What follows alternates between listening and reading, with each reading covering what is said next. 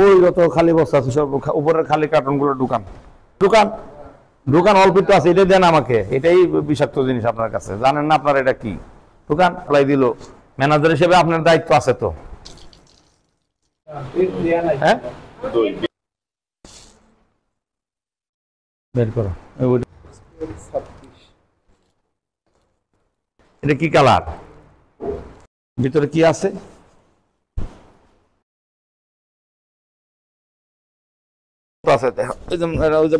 নারিকেলের বিস্কিট, নারিকেলের বিস্কিট, এই যে নারিকেল, এটা এটা এটা দিচ্ছে দিন।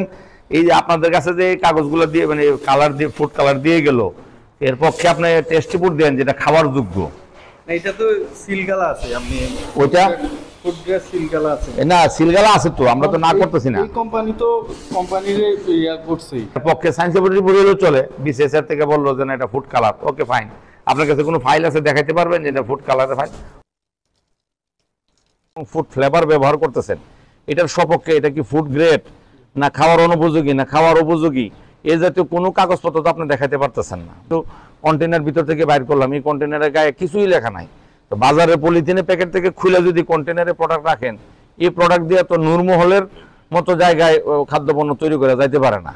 কোয়ালিটির ক্ষেত্রে তো আপনি আপনার নিজে নিশ্চিত না যে আপনার এই যে বিশেষ করে ফুড কালার ফুড ফ্লেভার এটা আপনার মানে ব্যবহার উপযোগী কিনা এটা আপনি বলতে পারতেছেন না। আমরা আপনার এই বিভিন্ন অনিয়মের কারণে আমরা প্রসিকিউশন দায়ের করছি। এখন নির্বাহী ম্যাজিস্ট্রেট মহোদয় ওনারা যে রায় দিবেন এই রায় আমরা বাস্তবায়ন করবো আর কি। আপনি নিজে চিন্তা করে দেখেন, এগুলা ফুড গ্রেড না, প্যাকেজিং দেখলে বোঝা যায়। তিনি এই আইনের কোনো ধারায় কোনো দণ্ডের বিধান না থাকে অনধিক 1 লক্ষ টাকা অর্থদণ্ডে অথবা 25,000 টাকার নিম্নে নহে এমন দণ্ডে দণ্ডিত হইবে। বুঝতে পারছেন? এই ধারা যদি সর্বোচ্চ শাস্তি হচ্ছে 1 লক্ষ টাকা। আমি দেখে তো আপনার অপরাধ অনেক। হ্যাঁ, এখন আমাদের অপরাধ অনেক। আমরা হচ্ছে এই ভুল থেকে শিক্ষা নেব। ধরেন মানুষ তো ভুল করে, আমি নতুন বসছি এখানে, যার কারণে ধরেন আমার ওই সম্পর্কে এত বেশি জানা নেই।